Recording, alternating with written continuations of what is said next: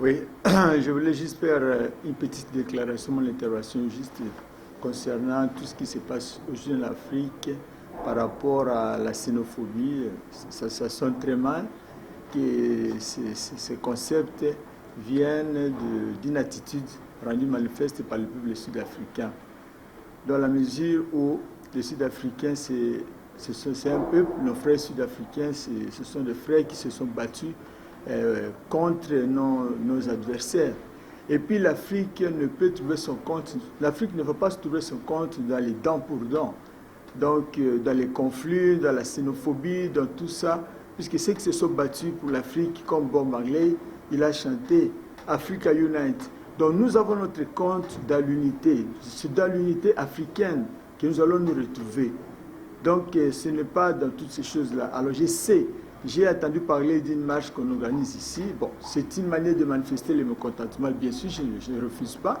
Mais faisons très attention que nos ennemis, que les ennemis de l'Afrique ne puissent pas profiter, qu'ils ne puissent pas en faire leur cheval de bataille, pour qu'on puisse nous diviser davantage. Qui sait si derrière tout ce qui se passe en Afrique du Sud, il y a encore des mains noires, puisque une fois, quand vous regardez à l'époque de l'esclavagisme, il y a eu des mains noires derrière.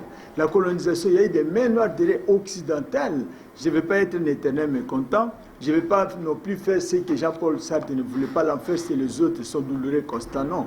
Mais le vrai problème, c'est qu'il y a toujours une intelligence pour qu'il y ait décollage d'un avion, pour qu'une voiture se déplace, tout ça. Regardons d'abord bien. Déjà, le président Ramaphosa a déjà fait quelque chose.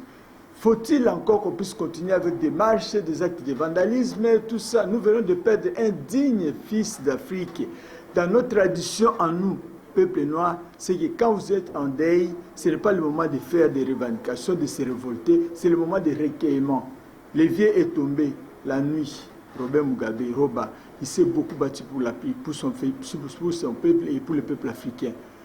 Nous devons savoir honorer les mémoires de ceux qui se sont battus pour nous. L'Afrique du Sud, je sais qu'ils ont failli, ils ont fait du mal, mais pensons aussi à Nelson Mandela, Madiba. Il a fait la fierté de l'Afrique. Tout le monde a parlé de lui comme un ange. On a parlé de lui comme un homme sacré, un homme très...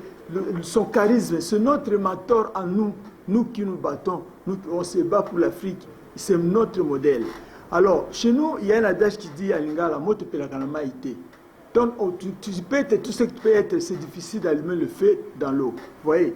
Donc, l'Afrique du Sud, en fait, l'Afrique du Sud de Nelson Mandela, en quelque sorte, c'est de l'eau pour nous, peuple africain.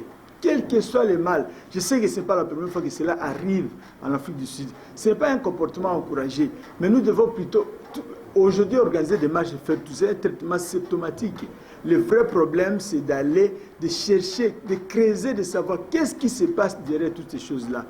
Puisque ce qui est vrai, on doit aussi reconnaître que partout, aujourd'hui, on parle du peuple nigérien, on parle du peuple congolais, tout ça. Eh bien, je suis de la diaspora, moi aussi. Je sais ce que nous faisons à l'extérieur, au-delà de nos frontières. Vous savez, un mal reste un mal, même si tout le monde le faisait. Mais le problème, une chose vraie est que ce qui se passe actuellement, c'est bizarre. Mais la vraie chose, le vrai problème, c'est qu'on doit appliquer les pardons. Les pardons, comme dit un prophète, c'est un petit mot qui libère. On ne doit pas appliquer les dents pour dents. Non, on doit plutôt chercher à appliquer les pardons et aller vers les frères. Un jour, nous sommes africains, il peut arriver, peut-être qu'on arrive à se laver les mains.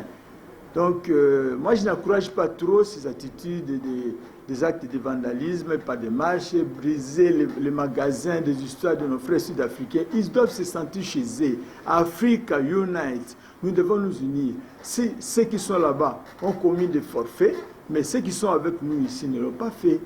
En tout cas, ne laissons pas la place à l'adversaire pour dire que les Africains sont divisés. J'ose croire qu'il faut appliquer les pardons. Et regardons à nos frères sud-africains, regardons aux autorités sud-africaines, faisons leur confiance afin qu'ils puissent arrêter avec ce qui se passe là-bas et nous allons bien continuer. Voilà.